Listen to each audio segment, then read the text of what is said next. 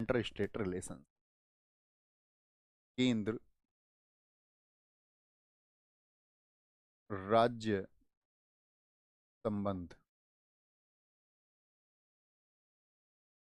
ज्यादा लाइट हो गया।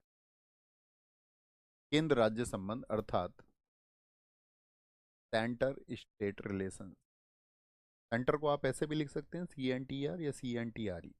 ब्रिटिश में CNTRE होता, अमेरिकन में CNTR।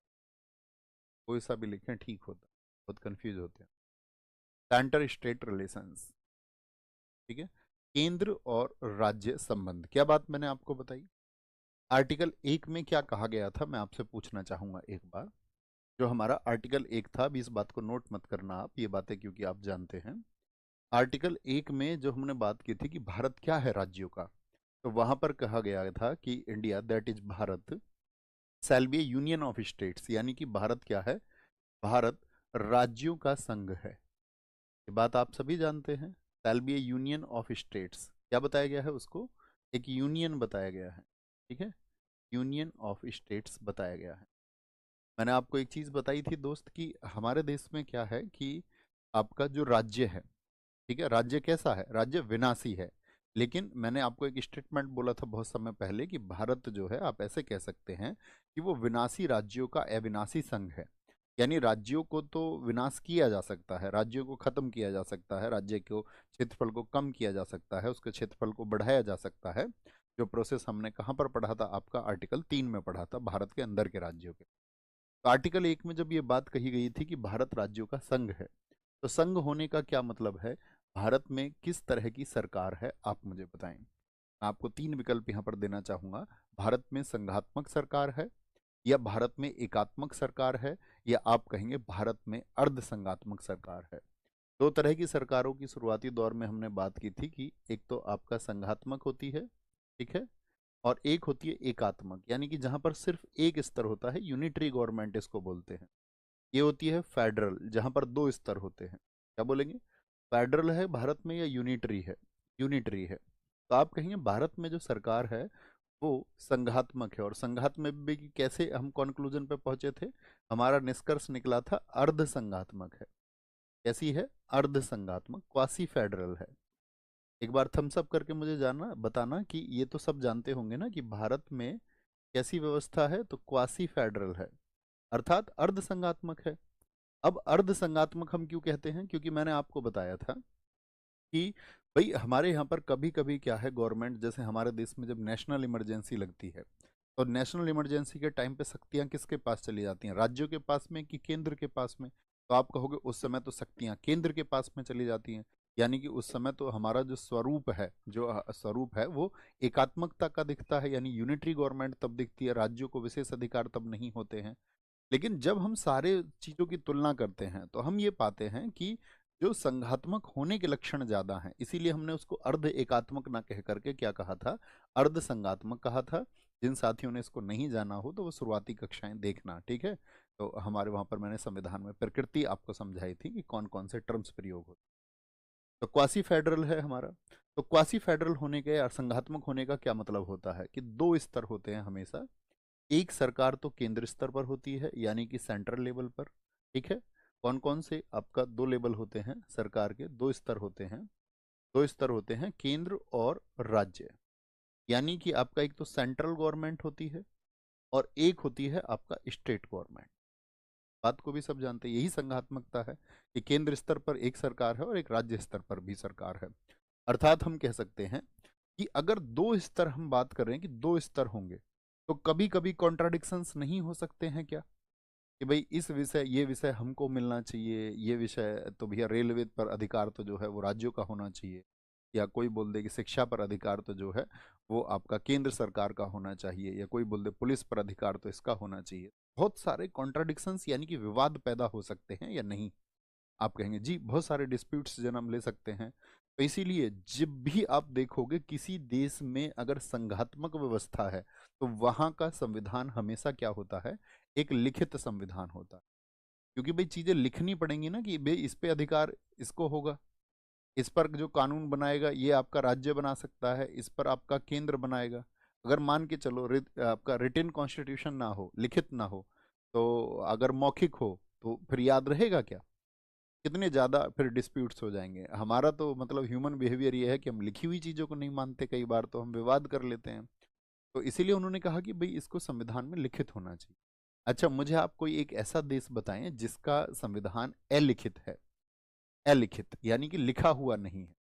मैंने आपको एक बहुत अच्छा सा सिद्धांत समझाया था प्यारे साथी कि अगर कहीं पर भी शब्द अलिखित आए तो ऐसा तो बिल्कुल हो ही नहीं सकता। अलिखित में भी कुछ ना कुछ भाग तो लिखित रूप से होता ही है। तो आप सबका आंसर आएगा यूके। तो यूके का संविधान अलिखित है। तो यूके में सरकार कैसी है? वहां पर संघात्मक सरकार नहीं है। यूके में आपका यूनिटरी गवर्नमेंट है। ब्रिटेन में कैसी है? आपका एकात्मक सरकार है, क्योंकि एकात्मक सरकार में आपका कुछ लिखने की जरूरत ही नहीं है, क्योंकि कोई विवाद ही नहीं है। स्तर ही नहीं है सरकार के, सिर्फ संघ स्तर पर सरकार है, केंद्र स्तर पर सरकार है। लेकिन जब कभी भी सरकार दो स्तर पर हो जाएंगी तो विवाद जन्म ले सकते हैं। और वो विवाद जन्म लें इसके लिए संविधान लिखित होना चाहिए कि भाई ये विषय आपको मिलेगा, इस पर तो सरकार, केंद्र सरकार कानून बनाएगी, इस वाले विषय पर राज्य सरकार, या ऐसे कौन से विषय होंगे जो आपका दोनों को दिए जाएंगे। ठीक है, ये बात आसान कर दी गई। तो साथ में याद रख लेना, ऐसे जहां पर संघात्मक व्यवस्था होती है वहां पे संविधान की सर्वोच्चता भी जरूरी है, यानी कि सुपरमेशी ऑफ कॉन्स्टिट्यूशन भी जरूरी है। क्योंकि भाई अगर मान के चलो संविधान में लिख दिया और कोई संविधान ही ना माने तो फिर क्या फायदा? इसीलिए संविधान की सर्वोच्चता भी जरूरी है। तो उस देश में फिर न्यायपालिका भी कैसी होनी चाहिए? स्वतंत्र होनी चाहिए, ताकि वो देखे कि भाई यहाँ पर जो है पालन नहीं हुआ है संविधान का, और उन चीजों को वो डिनाई कर पाए। बात क्लियर है? बताएंगे फटाफट से, बात क्लियर है? ठीक है, बताओ। इतनी सी छोटी सी बात जो मैं आपको समझाना चाह रहा था कि क्यों केंद्र राज्य संबंधों को हम पढ़ रहे हैं, क्योंकि ताकि कोई विवाद ना हो उसको। कहाँ पर आपका केंद्र राज्य संबंधों को याद रख लेना, भाग 11 में, यानी कि जो हमारा पार्ट 11 है उसमें बता दिया गया है केंद्र राज्य संबंधों को। ठीक है, और सारे इसी में बताए गए हैं। कोई दिक्कत, कोई परेशानी? यानी कि हम कहेंगे कि शक्तियों का जो बंटवारा होगा वो लिखित रूप से होगा। ठीक है, डिवीजन ऑफ पावर्स कैसे होगा? एक रिटन वे में होगा, एक लिखित रूप में होगा, और वो क्या बताया गया है वही आपको लिखना है आगे चल के नोट्स पर। तो लिखे भाई साहब, क्या लिखेंगे? केंद्र राज्य संबंध, केंद्र राज्य संबंध, सेंट्रल स्टेट रिलेशन। इसमें तीन तरह के संबंध हमको पढ़ने हैं। आज की क्लास में हम पढ़ेंगे आपका किनको? विधायी संबंधों को। और कल की क्लास में, ये दो बड़ा टॉपिक है थोड़ा, तो 2 दिन में इसमें बहुत सारे आप देखेंगे आयोग भी आते हैं, सरकारी आयोग, मदर मोहन आयोग आपका, जिसको पुंछी आयोग के नाम से आप जानते हैं। तो वो सब हमको पढ़ने हैं। तो आज की क्लास में जो हम पढ़ने वाले हैं वो पढ़ेंगे विधायी संबंध, केंद्र और राज्यों के बीच में विधायी संबंध। अब चूंकि साथी मैंने एक शब्द लिखा विधायी, आपको समझना है विधायी का क्या मतलब होता है। प्रशासनिक संबंध होते हैं, केंद्र और राज्य के मध्य प्रशासनिक संबंध होंगे, और केंद्र और राज्य के मध्य होंगे आपका वित्तीय संबंध। वित्तीय संबंध अर्थात हम कहेंगे इनको लेजिस्लेटिव रिलेशंस,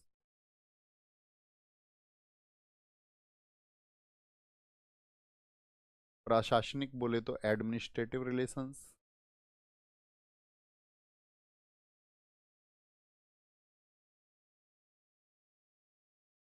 और वित्तीय बोले तो आपका फाइनेंशियल रिलेशंस,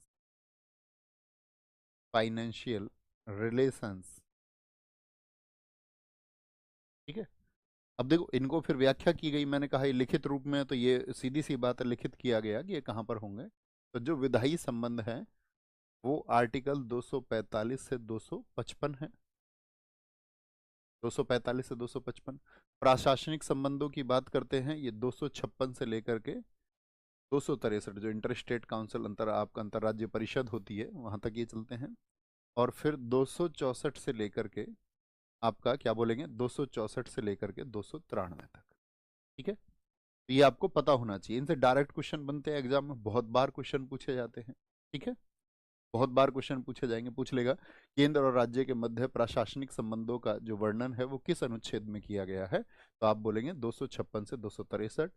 वित्तीय संबंध होंगे आपका कहाँ पर, 264 से 293। तो देखो एक बात समझो, इस शब्द से मुझे बताएं आप, से मैं कहूं कि विधायी विधायी शब्द से आप क्या समझते हैं, और मैं कहना चाहूँ कि आपको इसके बदले में उत्तर में एक ही शब्द लिखना है। तो मैं आपका एक बार आईक्यू लेवल देखना चाहूंगा। विधायी शब्द के बदले में एक अन्य शब्द आप क्या लिखना चाहें? मैं आपकी भावनाएं समझ जाऊंगा, आप एक शब्द लिखें, ठीक है? बोलो भाई फटाफट से। बहुत बढ़िया, कानून कानून कानून कई साथियों ने लिखा, लॉ कई साथियों ने लिखा, यानी कि आप सब लोगों की बेसिक समझ एकदम क्लियर है। तो देखो, कानून की बात आएगी, यानी कि कानून पर भी कॉन्ट्रडिक्शन होंगे कि भाई किस पर कौन कानून बनाए। तो विधायिका इसीलिए तो थी, किसके लिए? लॉ मेकिंग के लिए। प्रशासनिक से क्या मतलब होता है आपका? प्रशासन के लिए कोई दो शब्द लिखिए। प्रशासन, भाई कहीं पर भी शासन को सुचारू रूप से चलाने के लिए किसकी आवश्यकता होती है? शासन को चलाने के लिए तो आप कहेंगे भैया गवर्नेंस के लिए हमको एडमिनिस्ट्रेशन की जरूरत होती है, प्रशासन की आवश्यकता होती है। और प्रशासन जैसे कि आप देखेंगे कि भाई आपका हमारे देश में आपने सुना होगा ऑल इंडिया जो सर्विसेज हैं, अखिल भारतीय सेवाएं, आईएएस तो सुना ही होगा, सब सुनते हैं देश में। Indian administrative service, Indian police service, IPS हो गया आपका, जिनको पहले आईपी बोलते थे, ठीक है? और आपका अगर हम बात करें इंडियन, आपका जो साथी आपका जो वन सेवा है, इंडियन फॉरेस्ट सर्विस है आपका, इंडियन फॉरेन सर्विस, भारतीय विदेश सेवा, ये सब आपने सुने हैं। देखो, आईएएस की जो पोस्टिंग है वो स्टेट्स में होती है कि नहीं होती है? आप एक बात बताएं मुझे। आपका जो स्टेट है और आपके स्टेट में जो आपका डिस्ट्रिक्ट है, वहां पर एक डिस्ट्रिक्ट मजिस्ट्रेट है या नहीं है? तो आप कहोगे एक डीएम है वहां पर। तो डीएम कौन है? एक आईएएस ऑफिसर है। अब उनकी जो नियुक्ति है, उनकी जो भर्ती है, उस सब के अधिकार तो केंद्र के पास में है, लेकिन सेवाएं तो वो कहाँ पर देते हैं? राज्य में। अब राज्य का उन पर कोई कंट्रोल नहीं रह पाता उतना, ठीक है? बस ट्रांसफर रहता है, बाकी तो क्या बोलेंगे वो आपका किसके किसके अधीन रहते हैं? वो केंद्र के अधीन रहते हैं। तो राज्य अक्सर डिमांड करते हैं कि भाई इनको जो है, हमको इसमें बारे में ज़्यादा पावर्स नहीं है, और ये स्टेट में काम करते हैं तो ज़्यादा पावर्स होनी चाहिए। जो अधिकारी कुछ ऐसे होते हैं जैसे प्रधानमंत्री कार्यालय में काम कर रहे हैं आईएएस, या मान के चलो देश के जो कैबिनेट सचिव है वो भी आईएएस है, ठीक है? तो ये कहा जाता है कि भाई उन पर ठीक है आप नियंत्रण रखो, लेकिन जो स्टेट में उन पर नियंत्रण स्टेट का रहने दो। तो बहुत बार विवाद चलते हैं। तो प्रशासनिक संबंध यहाँ पर है। वित्तीय मतलब भाई किसी भी देश के सर्वाइवल के लिए या देश को चलने के लिए वित्त की आवश्यकता है, धन की आवश्यकता है, यस और नो? तो किस तरह के टैक्सेस कौन लगाएगा? कौन सा पैसा केंद्र सरकार के पास जाएगा, कौन सा जो पैसा है वो राज्य सरकार के पास जाएगा? संचित निधि क्या होती है, ठीक है? आकस्मिक निधि क्या होगी? ये सब हम इन्हीं में पढ़ेंगे, और बहुत अच्छे से पढ़ेंगे। जैसे आप जानते हो आर्टिकल 266 में आ जाती हैं आपका फंड्स के बारे में हम जानते हैं। तो वो यहाँ पर है, कौन से फंड्स किसके पास जाएंगे, कौन से टैक्स कौन लगाएगा। तो ये सारी चीज़ें हमको यहाँ पर पढ़नी होती है। बात क्लियर है? इन तीनों शब्दों का क्या अर्थ है हम समझ चुके होंगे। तो हम क्लास को आगे बढ़ाएंगे, और आज की क्लास में हम समझेंगे विधायी संबंधों को, कल की क्लास में हम प्रशासनिक और वित्तीय संबंध। तो एक बार लिखें, आपका क्या बोलेंगे? विधायी संबंध। बहुत शॉर्ट में समझना है इस चीज़ को, है ना? बहुत छोटे से साधारण रूप से। ऐसे पढ़ोगे किताब से तो बहुत जटिल हो जाए। विधायी संबंध अर्थात legislative legislative relations, legislative relations. देखो, जैसे विधायी संबंध बांटे गए कि भाई कौन केंद्र के पास होगा, कौन राज्य के पास, तो एक तो बता दिया कि क्षेत्र के आधार पर, क्षेत्र के आधार पर कि भाई भारत है, भारत के लिए पूरा क्षेत्र है, या राज्य है उसका कोई क्षेत्र है, ठीक है? क्षेत्र के आधार पर, on the basis of area, on the basis of area. एक बताया गया कि भाई कौन से विषय होंगे क्षेत्र के अलावा, ये विषय केंद्र को मिलेगा, ये आपका राज्य को मिलेगा। तो विषय के आधार पर, on the basis of subject. तीसरा के आधार पढ़ते हैं संसद का राज्य के